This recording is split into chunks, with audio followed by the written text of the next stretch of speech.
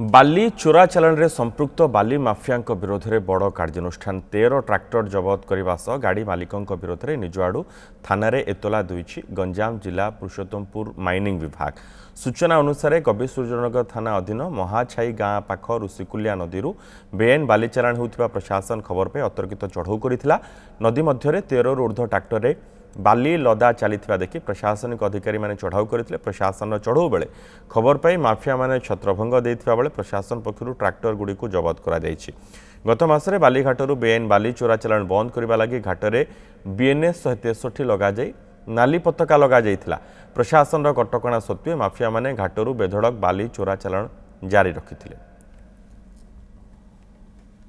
आमर महाछाई area पूर्वर BNS 163 लागू होता एरिया तो पुणी आमको किसी खबर मिलता से किसी इलीगल सैंड लिफ्टिंग होची तो आमर जॉइंट रे टीम जाइए आईपीएस सर नितेश सर आउ tehsil department Vinod sir mining department जाकि से चढ़ाऊ करूँ कलापर 13टा ट्रैक्टर आम पाइलु से ट्रैक्टर को नहीं कि आसिक आम कविसूर्यनगर पुलिस स्टेशन रे कस्टडी दिखाई से जगार कौन सी ड्राइवर आमको सब देखिए फेरार हो जाते कौन सी ड्राइवर उपस्थित नथिले तो आम अलग ड्राइवर जोगाड़ कर गाड़ी सब नहीं कि आसिक कविसूर्यनगर थाना रे जिम्मा रखाई।